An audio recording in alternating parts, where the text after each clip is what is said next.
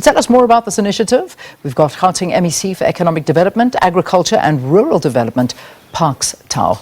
Good to have you, MEC. Thanks so much for talking to us. MEC, good morning. Are you able to hear us?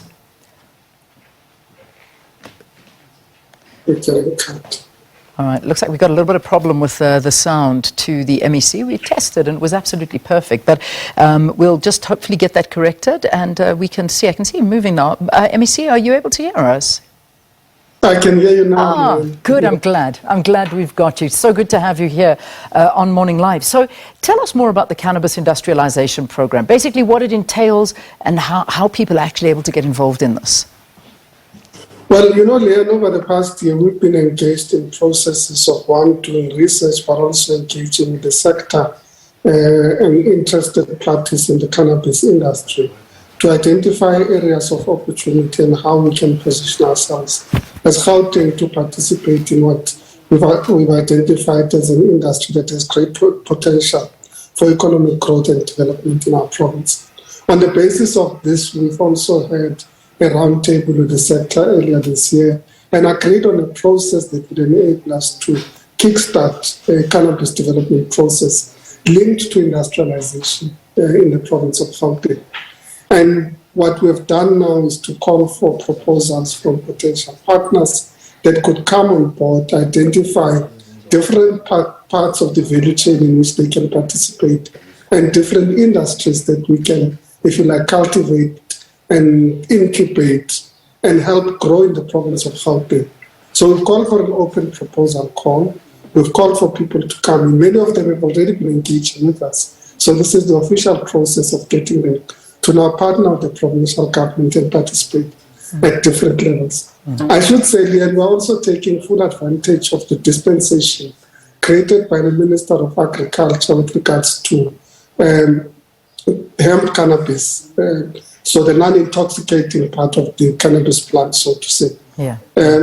And say, the minister said, look, because this is non-intoxicating, it's not governed by the health department, we can initiate a process of planting and cultivation of this. So we're also taking full advantage of that dispensation and identifying other areas of opportunity in our province. All right, so we'll talk more about how people go about applying for this, but let's talk about the land issues, because I know that this was something that from the get-go, this is something that you had spoken to, and you'd basically said that, you know, the idea is to increase the land and to actually lease land to different small-scale farmers. How is this going? What's going to work, and how is it going to work? So let's get an idea on that. Well, firstly, I think I should say that we have been working on identifying land with our colleagues in the Department of Infrastructure in the province. We have identified large tracts of land that we will be releasing, of course, not only for cannabis-related projects, but overall agriculture initiatives in the province, but we're dedicating some of this land to the cannabis sector. We have also been engaging with Sibanye-Stillwater with regards to the release of mining land, because one of the projects we've identified as a potential is with regards to bioremediation. So bioremediating contaminated mining land and using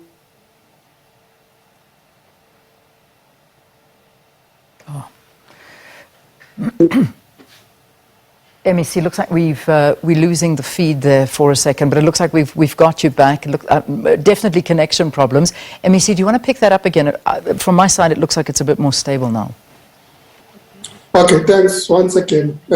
I'll say that we've identified land that's owned by the provincial government that we will be releasing over the next few months for purposes of planting and cultivation. But we've also been engaging with Sibanye-Stillwater, because one of the opportunities we've identified relates to bioremediation of contaminated mining land using the cannabis plant and the hemp plant as a basis of bioremediating the land. So it enables us to do both agriculture, industrialization, but also environmental protection and remediating contaminated land for future land uses that open up opportunities for the province of Gauteng. So Sibanye has said that they are prepared to contribute an initial portion of land a minimum 1,000 hectares of land. We're discussing between 1,000 and 10,000 hectares of land with them for the bioremediation project, and we're excited of the potential that gives for agricultural development in the province and using land that is currently waste in a more productive way whilst addressing the environmental challenges that's presented by the mining land. How far are we with the West Rand hub? Because I know that there was great excitement on this. It's received a 46 million rand cash injection, and estimates within this hub is said that 300,000 smallholders will be helped. This will develop 300,000 smallholders and create 145,000 agro-processing jobs. Where are we with this now? Part of this land release process is part of that project. There's an overall project where we're in partnership with the Sibanye Stillwater. It's called commercialise. It's project managed from the side of Sibanye, and we continuously engaging with how we activate these processes more actively. So this initial call for proposal includes starting those processes that relates to the Bukame project with regards to agriculture, agro-processing, and of course now additional focus on cannabis. When we talk about projections of this industry, what are we hoping to make out of it? I mean, the president, I think, I don't know how many thousands or hundreds of thousands of jobs the president had said during his State of the Nation address that, investing in this, I think 130,000 new jobs is what he projected that cannabis production can actually make in this country. But let's talk money. How much value is in this industry? Well, in many ways, because this is a new industry, we're talking about projections. It really depends on how far we are prepared to go as a country. We are looking at an entire value chain process with regards to starting with the planting, the cultivation. We're also looking at opportunities in seed cultivation and possibly export of seeds to different parts of the world. We've received interest in that regard. So there's great potential. And I think that it has huge potential with regards to not just cultivation, but also the industrialization component. There are opportunities with regards to the production of hempcrete for building purposes, hemp-related paint, and other additional products that are available in the market. And the more you do research, the more you realize how much this plant gives as a great opportunity for industrialization and reindustrialization and introducing new products into the market. So I think that the potential is also based on the extent to which entrepreneurs are going to take full advantage of the opportunities that we're now creating. Yeah. Of course, we actively lobbying the Department of Health with regards to regulations on the cannabis health, on the cannabis medicinal cannabis side rather, so that we can also open up those opportunities with regards to medicinal cannabis.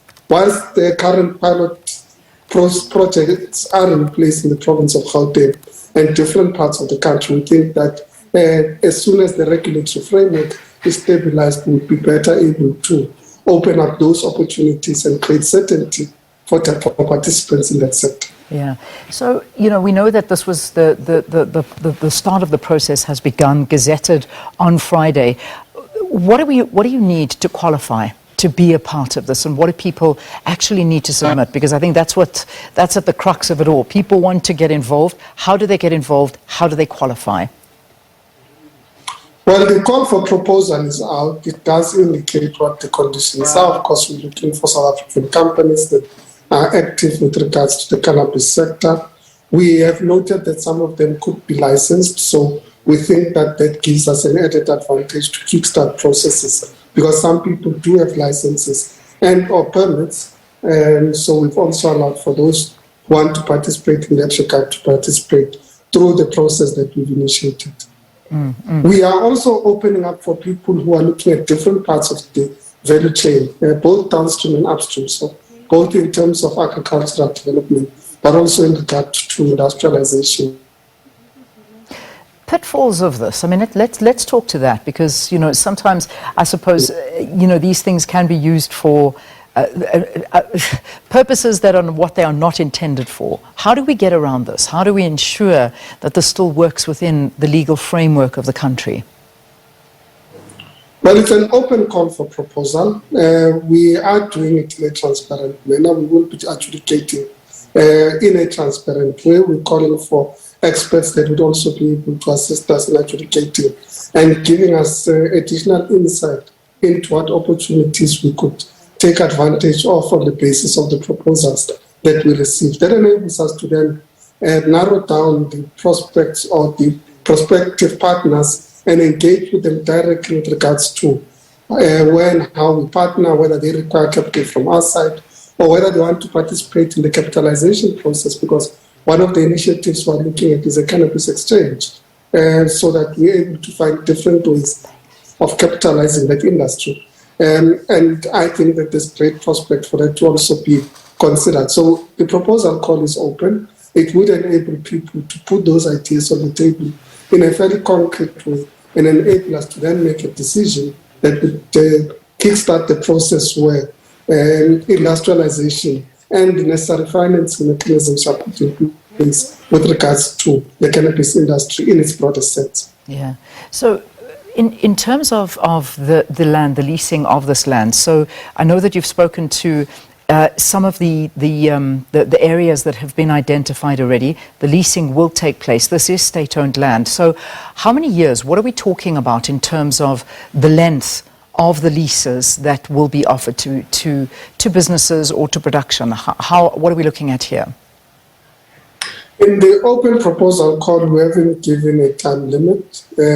We have indicated that those who wish to lease the land could be able to come to us and make a proposal. Of course, it would be based on the business case that's presented to us and the reasonableness of the proposals that we receive as we adjudicate them. So in terms of the open proposal call, we did not limit in terms of the timelines that people could be able to lease the land that they would get from the province of Gauteng. Of course, you do it within a reasonable period, somewhere closer to 10 years with a renewable option, so that you can be able to apply your mind going forward about future land uses and land release processes in the province. But as I said, in the open proposal call, it's quite open. Yeah, yeah. Well, look, it's exciting times. I just hope that that all works out well. And just one final question, MEC, before I let you go. I know that there's also an offer for the program in terms of support from government is also helping for the distribution, because that's also a very big issue within, with especially small scale farmers. So let's talk to, besides the leasing of the land and the helping on that side, the distribution and the other assistance that government will be providing for this.